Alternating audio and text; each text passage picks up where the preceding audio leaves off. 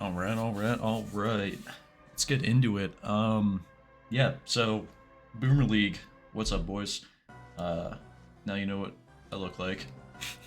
Um, so back with my league, I used to do weekly breakdowns of all the games and just talk about some plays that I thought were interesting. Um, Not really here to roast anybody, but like maybe just giving a different perspective to some of the games, talking about some different plays and stuff like that. My league, they really enjoyed it.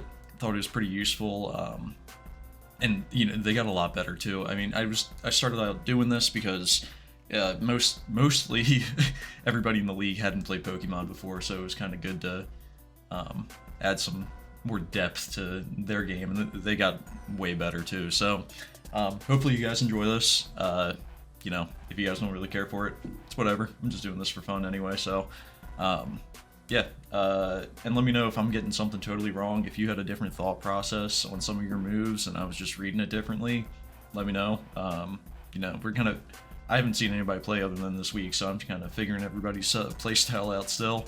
All right, yeah. So for my NCPBL boys, I know you guys are gonna roast me for making a breakdown for this league and not finishing out our league, but I was busy. Don't worry about that. Basically, we had 110 points to draft 10 Pokemon throughout the Paldea decks, and you could like choose a Terra Captain for any Pokemon 10 points or under, or any combination that added up to 10 points or less. Like Don, he has Carkol, and I think he has Dunsparce as his two Terra Captains. So you kind of have more flexibility with that, but you lose a little bit of power with that Terra Captain choosing lower point ones. Yeah, that's pretty much the team or the concept of the league. We're not limited to bringing like a low tier mon each week, kind of like something that we like to do. You can bring any combination of your 10 Pokemon, and yeah, let's just hop into the battle, and I'll talk about some plays here. I got to watch every game live. That said, I haven't watched anything since, and yep, right off first turn of the season for the league, and we got a Scarf Azelf Bop and a Scarf Lando. I was talking to Don a little bit about this turn. It is pretty unlikely that Azelf is scarfed. You see this, you think, okay, this is like rocks with Sash and Explosion, or Normal Gem Explosion, or something, like a lead Azelf or whatever. So you feel pretty good having a Scarf Lando. You can just get a U-turn out, go into Slowking, go into Carkol, whatever. And yeah, ended up being scarfed. Personally, I definitely would have just scouted for that. It's turn one, and especially since I don't know how anybody plays, I'm going to be very cautious until I kind of suss this out a little bit more. But I got a guy in my league who loves Azelf, and I've seen basically every set Azelf can run, so it wasn't. I was a little bit more paranoid, I would say. So yeah, really big turn right there for Salamander. Landorus is probably his hardest hitter on the team. I think this game was just a lot of pivoting. I didn't have a whole lot of notes other than I want to say the Zoroark is disguised as Clodsire, which I think is a little bit of the suboptimal team building, at least when you're choosing your mons. I think Zoroark and Samurott have a lot of synergy, where if you're disguising Zoroark as Samurott and somebody goes for a fighting move, you're immune to it. Plus you can take out some of the checks to Samurott through Zoroark as well. So I don't know, that's just my opinion with it. It probably would have been better into Don's team had it been disguised as that instead of Clodsire. And I might be wrong too. I just remember later in the game he goes back into Clodsire and it's no longer burnt, and he doesn't have any sort of heal bell or whatever. And while I was monologuing there, it was just Clodsire stalling into Decidueye. Finally went into Carkol because Clod's not really doing a whole lot to it. Important damage there, seeing that Play Rough did 39%. That'll make sense later in the game. That was a awesome animation. Hold on, was that a bug? That chilly reception Slow King taking up the whole screen? What is that? I've never seen that. I really like Don's combo of the chilly reception plus Titan. That's gonna be really annoying to play against. Also, Titan just doing some crazy damage with Life Orb Ice Spinner. And Drain Punch, not doing anything. Okay, so yeah, it may have been disguised as Samurott, and Samurott was dead. So yeah, I guess I can't really tell off of that because it came in as Clodsire, but I was really trying to use Zoroark this season. Also, really surprised Bitter Malice only did 23%. Yeah. Future Sight OHKOing from sub damage. But yeah, at this point, as you can probably tell, Salamander's really running out of options to power through Slowking and Carkol.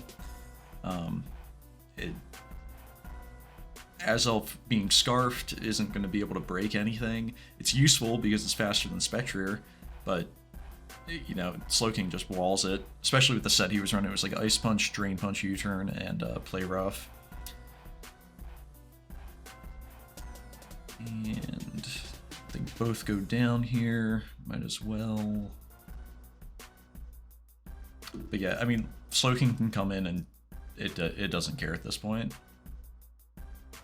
I don't know if we ever saw an item for Slowking.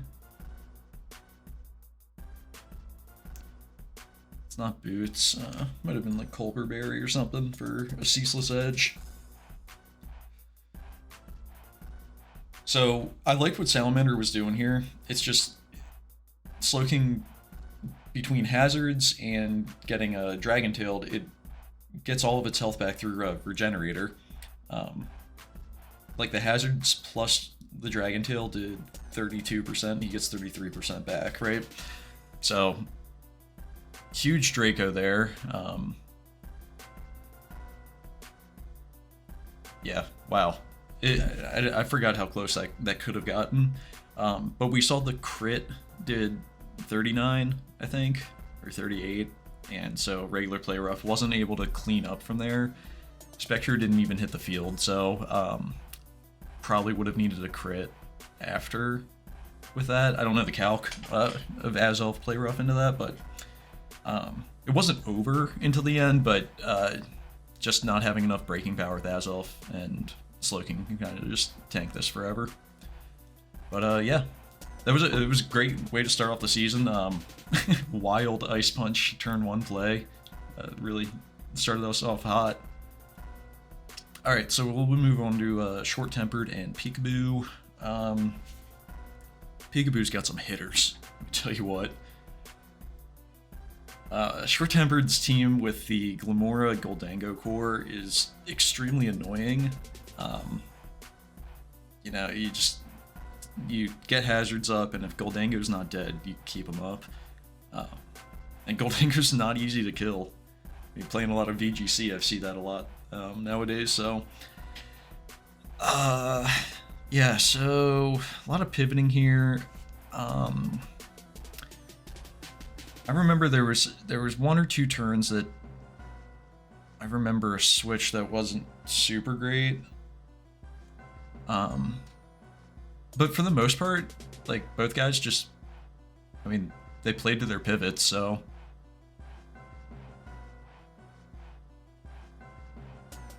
Yeah, I don't know if Peekaboo was aware that Donphan got Ice Shard. Yeah, Donphan put in the most work this game, but yeah, I never stand with your Garchomp on a Donphan because you're not doing anything to it. Like that crit Ironhead did 33%. Man, Donphan is so strong. That must have been like max adamant doing that much to a Bronzong too. Because like Donphan doesn't have like fantastic stats, but it just put in so much work right there. But he got rid of Bronzong's item, so Bronzong no longer can heal back up, no leftovers.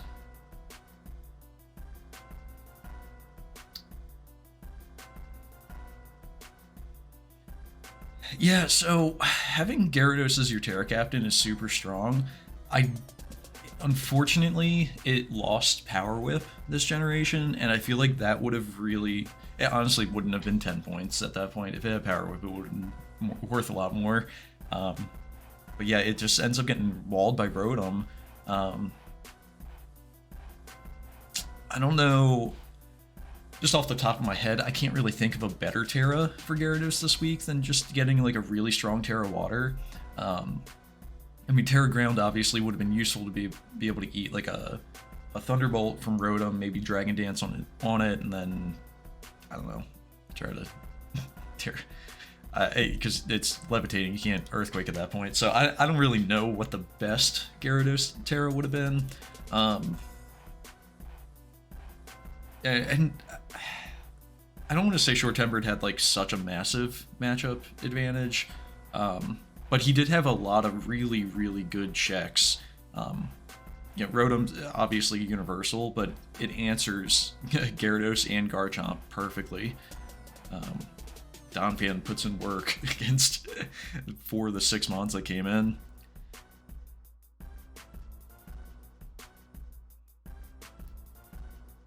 Yeah, I feel like, I mean, just watching this back, there's not a whole lot to really say about it.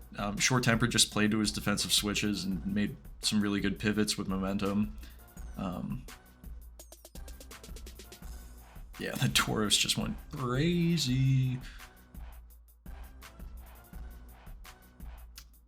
At 110, I'm assuming it was sheer force. I don't remember seeing Intimidate.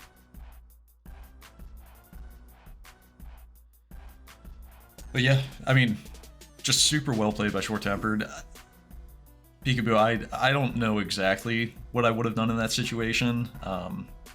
Yeah, I would have probably preserved my Garchomp, but I think in the team builder, there would have had to be something really, really, really creative to be able to get through like the core of like Goldango, Rotom, Glimmora, Donphan. Yeah, and in a quick 5-minute recap of the game, I'm not going to be able to come up with anything like that, so GG's to you guys, and yeah, we'll hop into me versus Ty. Please. So loud. Alright, I guess I'll talk a little bit about my team and just kind of like what I was thinking before we really do any of this. Back in like my main league, we have to like give like team pace and everything out to like after the game you put your team pace out, everybody can see like what your EV spreads were, what your moves were, yada yada, whatever. So just talking about this, and I'll kind of keep some of it a little bit of a secret, but my game plan was get rid of Goodra, get rid of Volcanion, Lilligant wins. And that was the game plan like all week through the team builder. I was really trying to figure out how I was going to do that though, and I went through a lot of variations, but decided that Destiny Bond Ceruledge could bring one of those with me, especially with weak armor. The idea was to get like a proc from Meowscarada on like a U-turn or knockoff with my Colbur Berry. I'd be fine against dark moves, and then I could either like Bitter Blade into that and then Destiny Bond if he switched. You know, I can get a Will-O-Wisp off on something else, whatever. So it had a lot of utility. It wasn't going to put in a ton of offensive work, but if it could bring something with it, it was going to be really good. And then Alomomola just like eats Palafin alive, so it had to come. But having Volcanion on the team with Water Absorb, I like didn't really have a whole lot of options for moves, but I got Mirror Coat and Whirlpool in my brain, and it ended up working. I was able to trap the Goodra and Mirror Coat it. Yeah, that was mostly it. Mew I wanted to bring for some hazards in case I needed to break like a Sash or something. I ended up getting them up kind of late, and it was just to confirm that Meowscarada was Scarf instead of Heavy Duty Boots. But yeah, we'll talk about that. So I was fine with Mew into anything as a lead here. Meowscarada probably would have been the only Pokemon I would have switched out on to try to get my weak armor up with Ceruledge. Unfortunately, he just hard switched because he thought my Mew was going to do something sinister, so... but yeah, here, turn 4, able to bring the Volcanion with me. So that's step 1 for Lilligant. Step 2 is the Goodra, step 3 is just please hit your hits. Yep.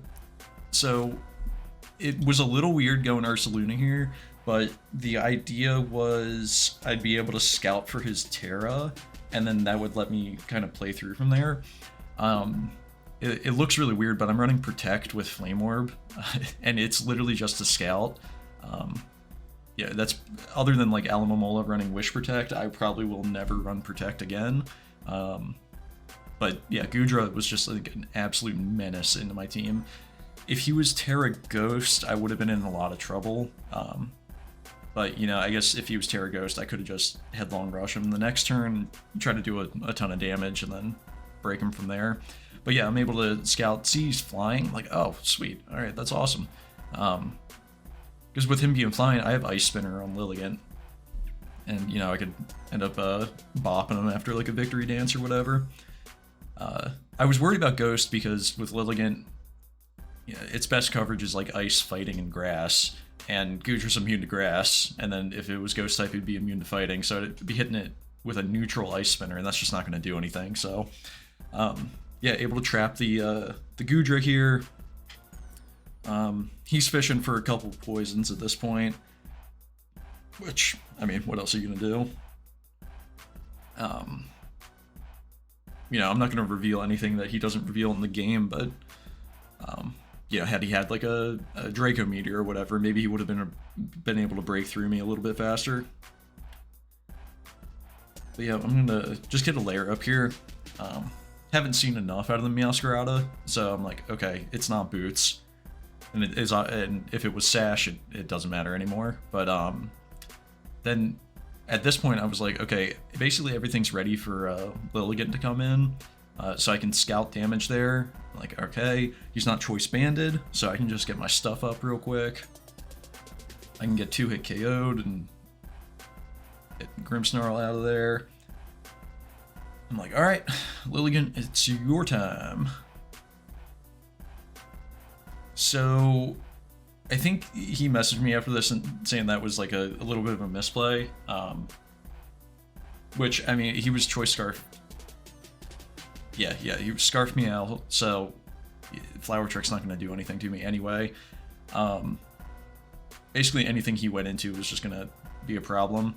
But, yeah, see, he moves faster than me while I'm at 1.5 there. And that's why I went for a second Victory Dance, because this allowed me to live a Jet Punch if I wanted to Terra Dark. And I went for the Terra Dark just in case he was going to T-Wave me.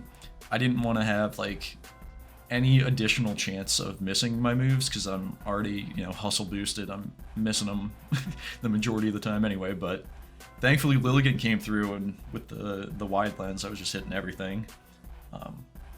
Yeah, I was sweating all week. Ty had a really good matchup into me, but yeah, I got creative, and it worked out, so that was a fun game for sure. It's like about to pass out halfway through. Alright, last game of the week. Since this one happened most recently, I got a couple thoughts here. I think, obviously, turn 1, I mean, not knowing what the Torkoal's spread was or whatever, if that was a roll to kill, I personally would have tried to preserve my Weather Setter a little bit longer, especially given you got 2 Photosynthesis users and a Chi-Yu that it's really going to appreciate the sun. That said, there's nothing on Demo's team that you'd probably be concerned about in getting rid of the sun, but yeah, I don't know. Torkoal would have been a little bit more useful later on. Screamtail felt like a pretty safe switch on turn 1, but it worked out for Demo, and he was able to get rid of the sun, put up the rain right here. Yeah,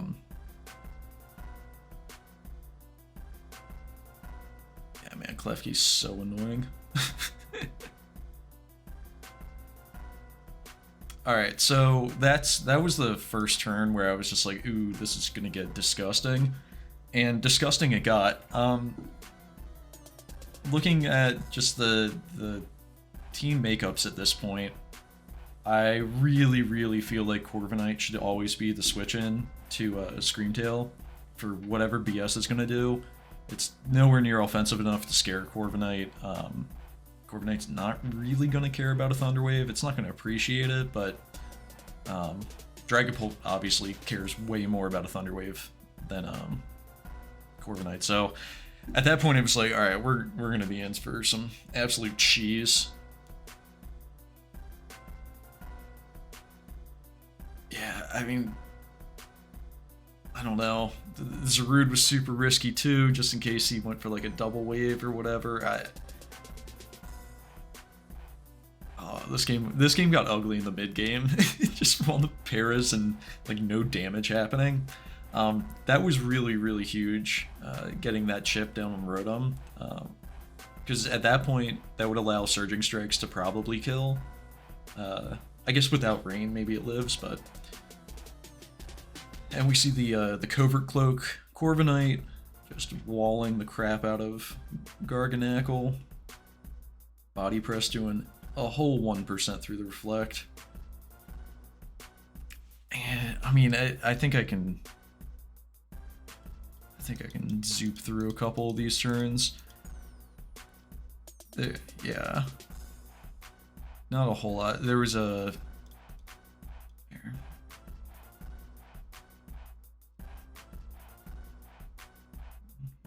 I kind of agree with the Garganacl sack, though, out of Culpa. I mean, it's not really doing anything. Corviknight's Covert Cloak. Everything else is faster and going to be able to hit you with super effective moves. Might as well get yourself a free switch.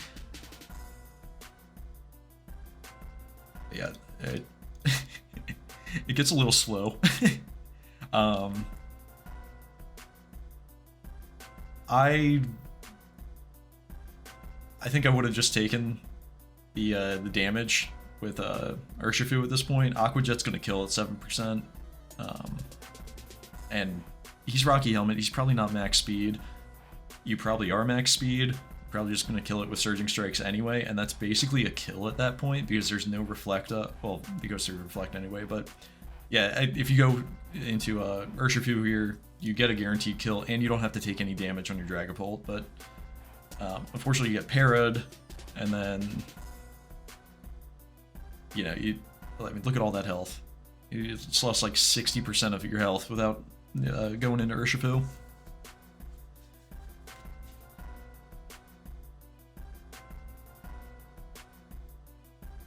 I don't know what the calc is on Urshifu into Screamtail. I think without the rain up, it does like 50%. So at this point, you're going to have to kind of choose whether or not you want to take a Thunder Wave. And man, Great Tusk just doing so much damage. That defog seemed super unnecessary as well. You know, Surging Strikes was just going to go through that anyway.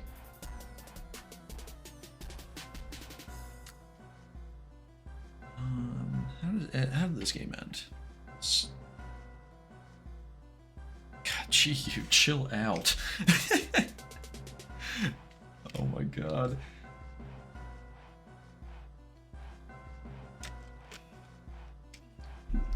Yeah, now it was who's gonna get parried, and unfortunately, Culpa got parried there. I think if he gets the Protect up, he might live the next one. I can't remember how much it was doing, like 70 maybe. It was doing 72. Actually, he might not have lived, but it was still unfortunate that we didn't even get to see that. Long ass game, 47 turns. The game took forever, but yeah, that's week one. Yeah, hopefully you guys got a little bit of something out there. You know, I'm just kind of narrating these, but I'm adding a little bit here and there. At least got to hear like my thoughts on my game. But yeah, I'm excited for week two. Don, I'm gonna have to come up with something good for you. Don't know. I'm gonna deal with the Spectre and Landorus combo, but we'll make it happen. We'll make it happen. But yeah, if you guys enjoy that, just let me know. I'm down to keep doing these. You know, kind of all they are dependent on my schedule. you know, if I got time to do it, I'll be doing it. So yeah, catch you boys in the Discord. Peace.